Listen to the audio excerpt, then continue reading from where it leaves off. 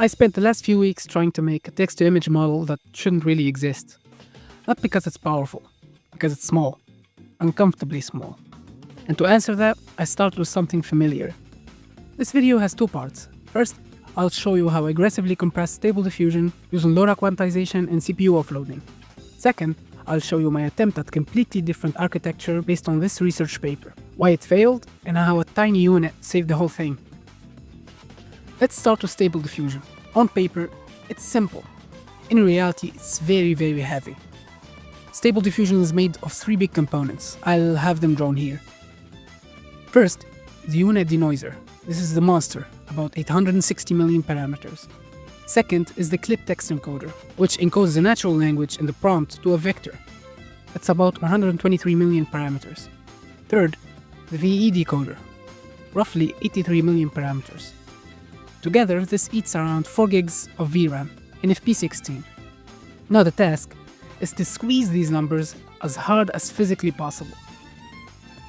I trained this on the subset of the LAPIS dataset, which I had to manually filter and label, which was a pain in the ass, not gonna lie.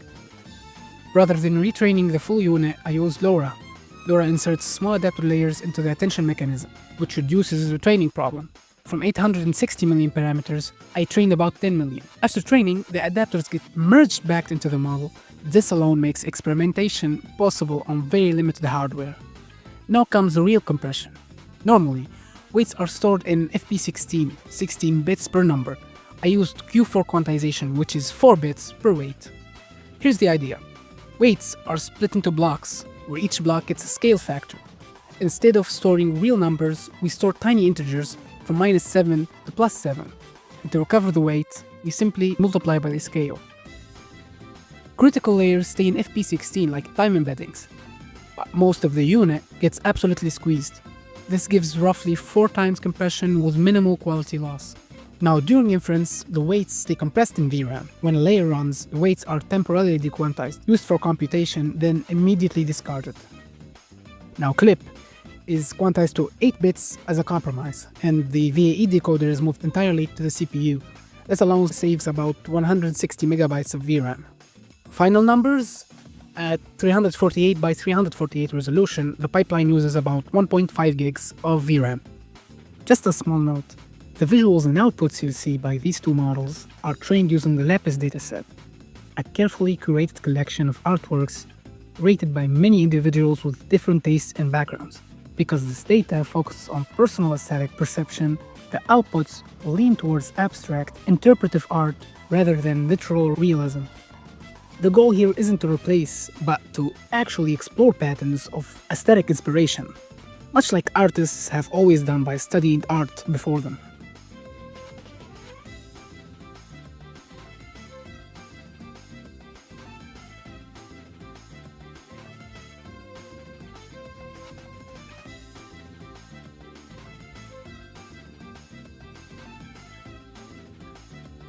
But I still wasn't satisfied.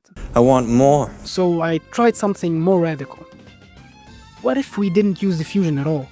No denoising step and no sampling. What if we just generate an image as discrete tokens? Here's the image compression challenge. How do you convert images into tokens computers understand? Use too few codes and images become blurry. Use too many and training fails completely. RQVAE solves this elegantly with layered compression instead. Think of it as a painter working in stages.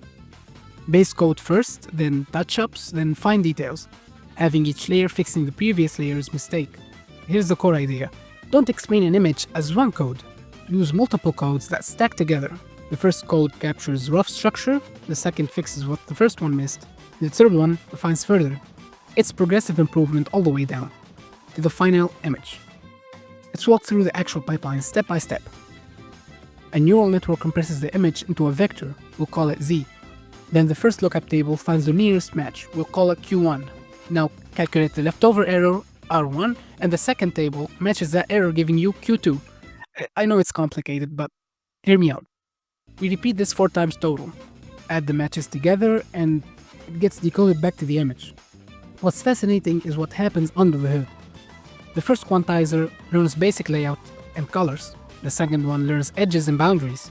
The third captures textures and patterns, and the fourth one adds tiny details and noise. Training balances three competing goals simultaneously. The reconstructed image must match the original.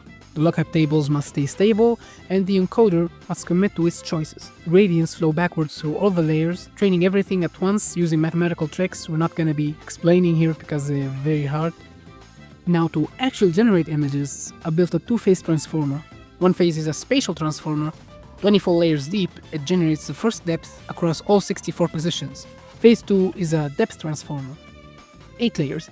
It fills the remaining depth per position. In theory, this is efficient, but in practice, and after 6 hours of training, the results were, well, this.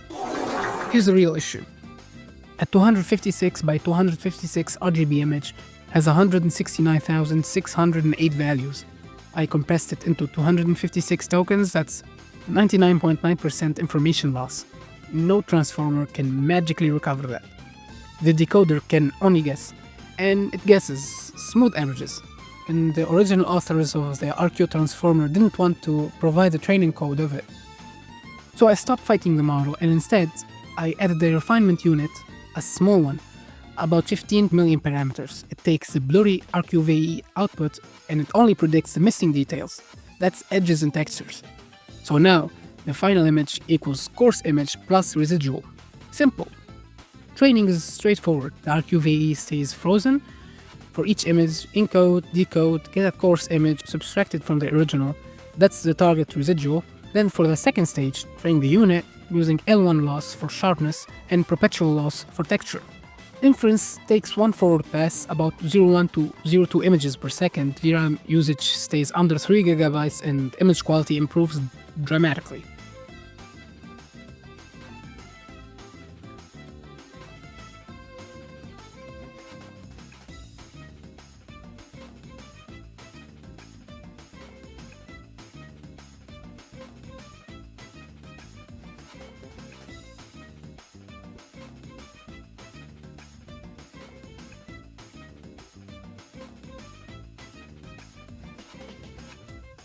So here's the lesson.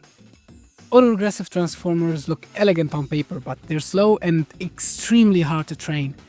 But for the refinement unit, it's faster and far more memory efficient. Sometimes simpler is really better. This model is small, it's dumb, but it taught me more than any clean benchmark ever could. If you enjoyed this video, like it, subscribe. All the code, dataset, and notebooks will be found in the video description on my GitHub. Bye!